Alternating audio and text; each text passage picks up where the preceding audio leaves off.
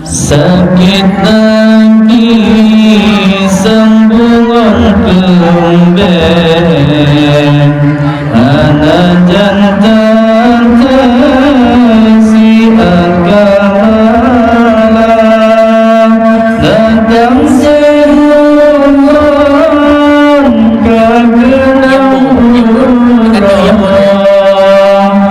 menan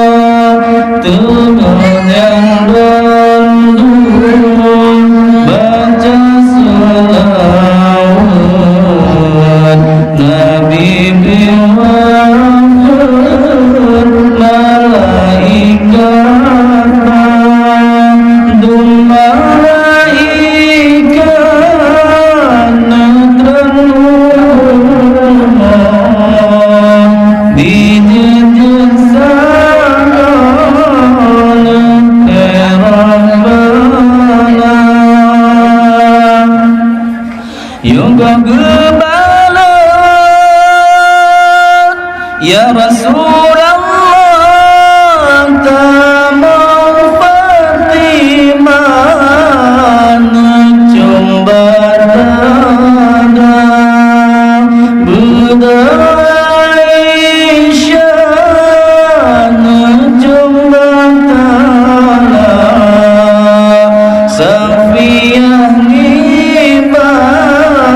kuning bandua temahafasah ba'ubun Maimunah necam gelinyung dua di Juwairiyah necam bagaki Hindun di pipi antara mata temani saudah dada si Blawi ditentang hati pejam mata ramang ngecam di miung taku Zainab nilaju di miung dada Hasan dan Husain bandua doknyan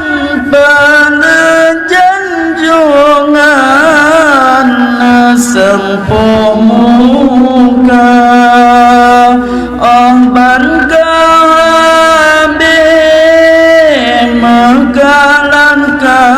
kalan baronet pegang pebak muka selesa banat muka janjungan yang boh bebewan alimun murtaba yang gulang oleh Salman Farisi, yang gulang kakinya Abu Bakar, Umar ngan Utsman, kelengan Ali, kanan ngan kiri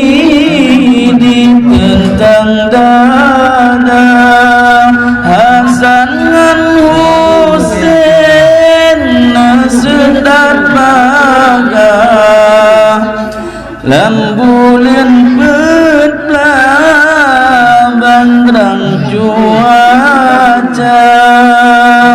besaritano Utsman ngan Ali, temayang plei Sayyidina Umar, Salman Farisi yang pula bate nedamba